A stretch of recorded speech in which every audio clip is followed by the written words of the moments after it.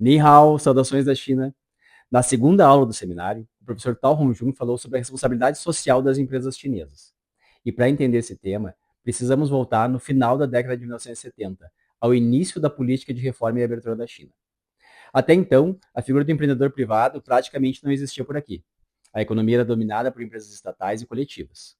Com a abertura econômica, o país passou a atrair investimentos estrangeiros e, ao mesmo tempo, estimular o surgimento de empreendedores chineses.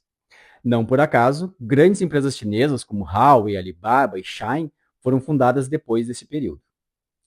Hoje, o setor privado tem um papel central na economia da China, sendo que cerca de 50% do PIB é gerado por empresas privadas chinesas e outros 25% por empresas privadas estrangeiras.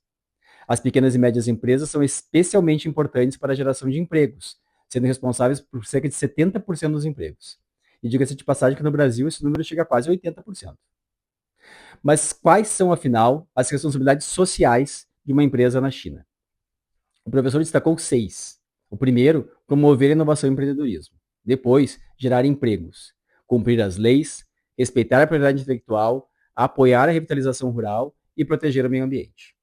A inovação aparece como uma das principais prioridades. Durante muitos anos, o crescimento da China se baseou na disponibilidade de mão de obra, no consumo intensivo de recursos e na exportação de grandes volumes de produtos industrializados. Esse modelo foi fundamental para o desenvolvimento do país, mas também provocou impactos ambientais e hoje enfrenta muitas limitações. Por isso, a China procura fazer uma transição para uma economia cada vez mais baseada no conhecimento e na inovação.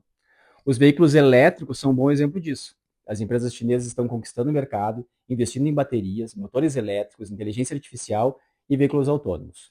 Tudo com base em muita pesquisa e inovação. Já a segunda responsabilidade é gerar empregos. E esse desafio é importante diante do avanço da inteligência artificial e da automação.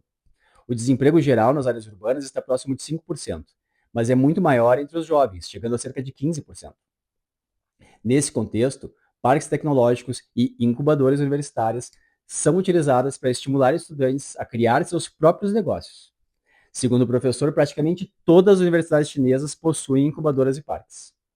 Vida longa e prosperidade às incubadoras e aos parques tecnológicos por aqui. E no Brasil também, não é mesmo? As empresas também participam da estratégia de revitalização rural. Elas enviam técnicos ao interior e ajudam na formação de influenciadores digitais e organizam plataformas de comércio eletrônico para conectar pequenos produtores agrícolas aos novos mercados. Outro tema que chamou a atenção foi a jornada de trabalho conhecida como 996, que é trabalhar das 9 da manhã às 9 da noite, 6 dias por semana. Essa não é uma jornada oficial, nem se aplica a todas as empresas, mas é uma prática que está associada principalmente aos setores muito competitivos, como o da tecnologia, e provoca bastante controvérsia aqui na China também. O professor comentou que isso também se conecta com a ideia e filosofia que vimos na aula anterior, que quanto mais se trabalha, mais se ganha, o que acaba incentivando as pessoas a buscarem jornadas de trabalho mais extensas. Por fim, a aula mostrou que a responsabilidade social empresarial na perspectiva chinesa vai muito além da filantropia. Ela está diretamente ligada a prioridades nacionais de desenvolvimento.